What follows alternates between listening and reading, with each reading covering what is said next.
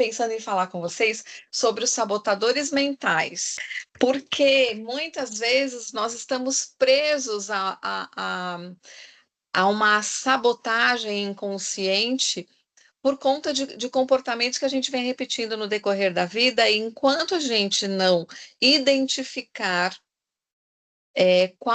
quais desses sabotadores ou qual desse sabotador mexe com a nossa vida, fica muito difícil a gente chegar onde a gente quer. Porque ninguém sabota a gente se sabota sozinho. Esses sabotadores mentais são padrões de pensamento que estão profundamente enraizados em nós e que, obviamente, eles nos afastam dos nossos objetivos. A gente acaba não entendendo o porquê que a gente não avança, porque eles estão lá sempre puxando a gente para trás. Esses sabotadores, eles foram identificados por um psicólogo chamado Shirzad Chamini, que para os psicólogos mais ferrenhos, eles não acreditam muito na inteligência positiva.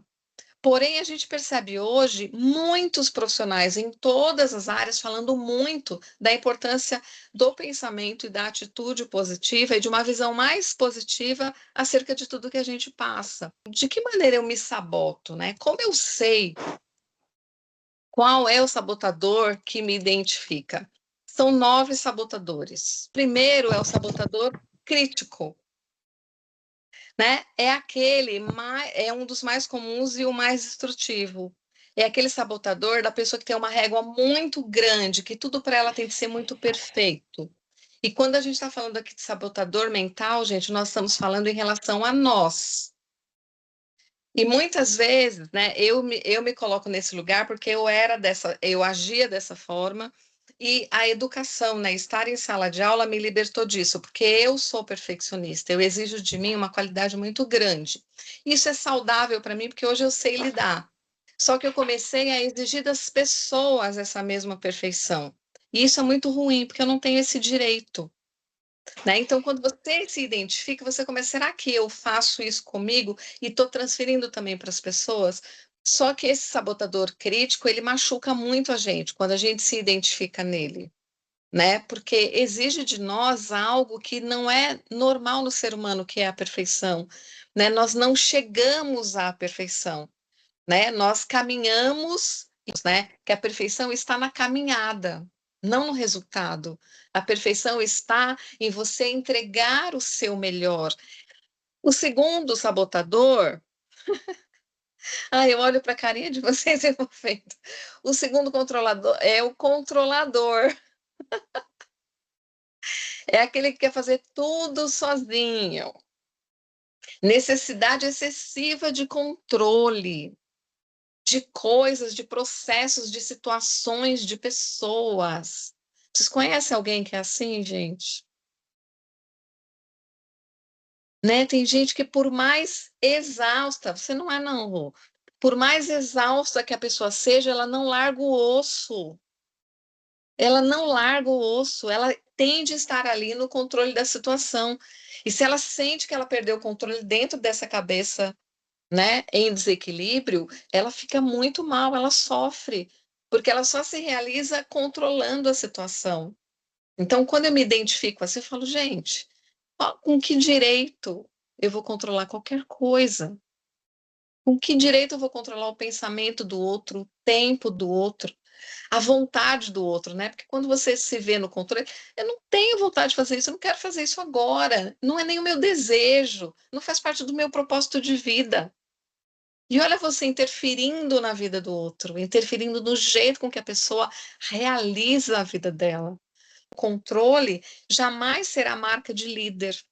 Então, se você pensa na sua vida em algum momento liderar, né, primeiro a autoliderança, né, e depois a liderança do outro, se abstenha desse sabotador controle, que realmente não cabe na situação de liderança, né? O terceiro sabotador é aquele sabotador, aquela pessoa inquieta. Ela fica o tempo todo, ela precisa o tempo todo produzir, porque ela só acredita na valorização por merecimento, por ações que ela realiza. Então, ela precisa o tempo todo realizar, fazer, fazer, fazer, porque ela só entende que vai adquirir o respeito e a admiração das pessoas pelas ações, não pelo que ela é. Então, o tempo todo ela se vê na obrigação de produzir. Se ela fica só quietinha, sem fazer nada, sem produzir, ela se sente mal. Ela se sente, nossa, eu não estou fazendo nada. Sabe aquele fazer nada que dói, que vem como se fosse uma culpa? Há pessoas que têm problema sério em não fazer nada. Aí a gente vê que hoje a gente fala tanto em qualidade de vida, em saúde mental, e quanto é importante você ter o seu lazer, você ter um momento de ficar quieta, você ter o seu silêncio, você ter a sua conversa consigo mesmo. E o inquieto, ele não consegue, né? Ele se sente na obrigação de o tempo todo gerar, produzir, produzir, produzir, para que ele seja reconhecido. Olha o que o ser humano faz com ele, gente. Se eu não criar, se eu não realizar, ninguém vai olhar para mim, ninguém vai me respeitar, ninguém vai gostar de mim. O quarto é o prestativo. É aquele que tem uma forte tendência a colocar a necessidade do outro em primeiro lugar, em querer ajudar o outro, salvar o outro, colocar o outro no colo. Roseli Mazulo é assim. Eu preciso orar e vigiar o tempo todo. Senão eu estou botando todo mundo no meu colo. Né? É ótimo, gente, fazer isso. Por isso que é legal nós falarmos dos sabotadores.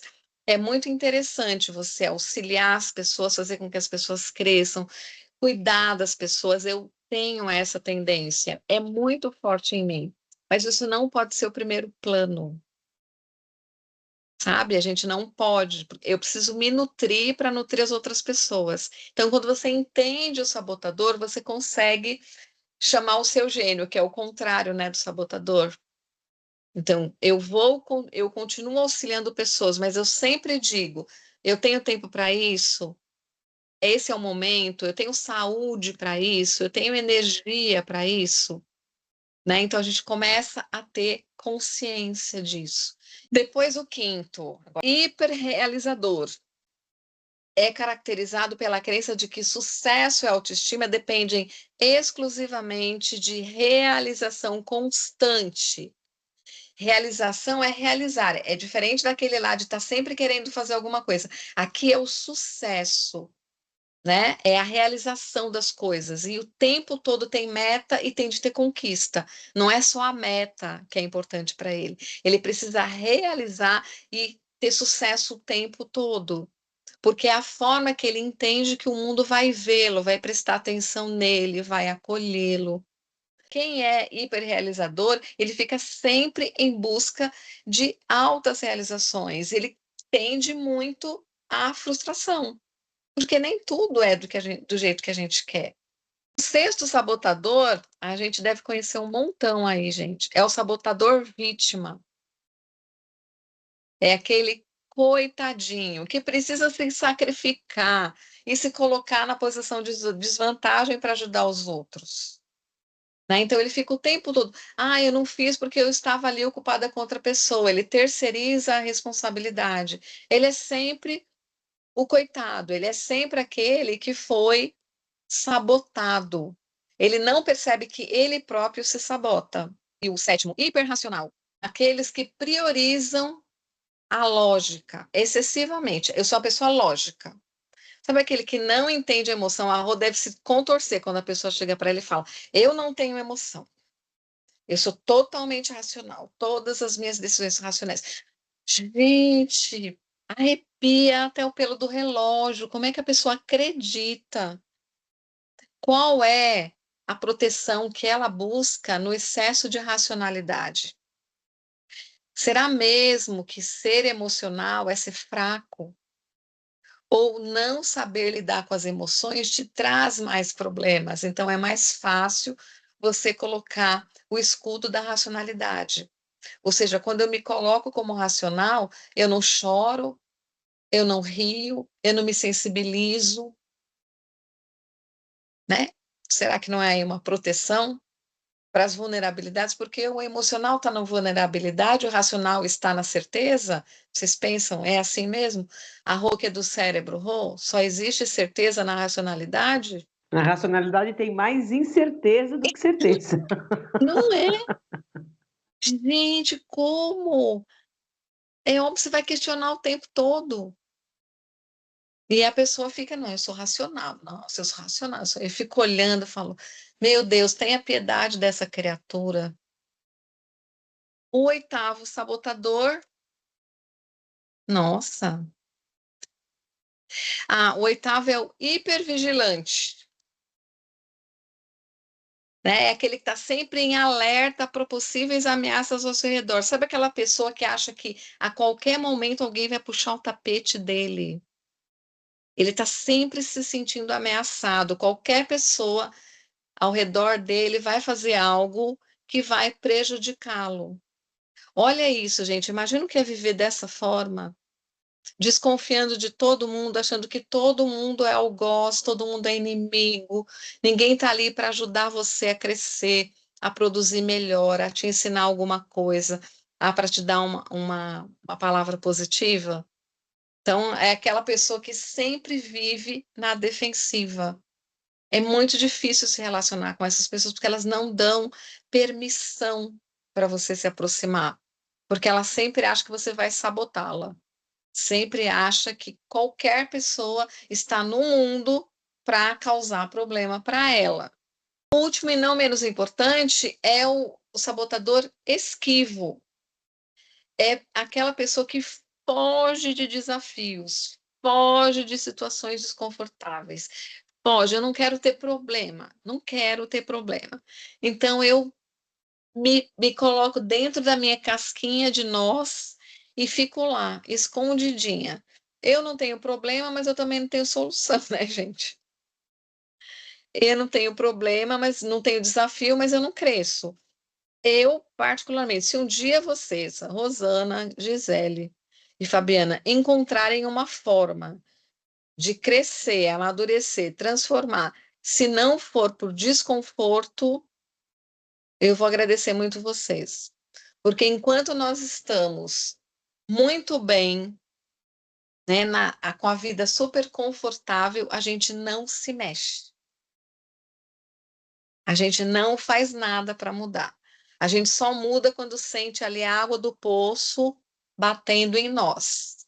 Olha, falei dos 9 sabotadores e a solução para que esses sabotadores não atormentem nossas vidas é o que eu falei no início, é ter consciência deles, né? Entender que não é nada de extraordinário, que todos nós carregamos essas marcas, que hoje o mercado fala de crença limitante, a psicologia fala de crença limitante, o outro fala de cicatriz, o outro fala de marca. Na verdade, é o registro das nossas vidas que vai deixando aí em nós algumas características e como a gente vai descobrir, como a gente se revela nisso, é o que eu já falei para vocês, são coisas que normalmente a gente não gosta de fazer. São coisas que a gente faz, a gente age dessa forma, mas se a gente pudesse, a gente não agiria dessa forma. E a gente sabe que é sabotagem, a gente sabe que a gente está puxando o próprio tapete. E enquanto não vier para a consciência, eu não busco um antídoto, eu não busco um remédio. É como, né, a dor, né?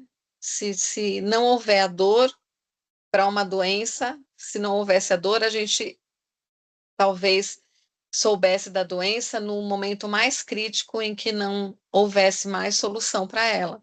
Então, essas dores muitas vezes têm um lado positivo. Não é gostoso sentir dor, gente, mas faz parte do processo, né? Aí ninguém diz para gente que viver é fácil, ninguém diz para gente que evoluir, crescer e se transformar é fácil. É um processo, assim, bastante doloroso, né? E se a gente pudesse fazer uma analogia com a natureza, né? A Rô que gosta de vinho e o marido dela é um grande entendedor de vinho, a gente, a gente sabe que hoje o Brasil fabrica, né, produz muitos vinhos de qualidade.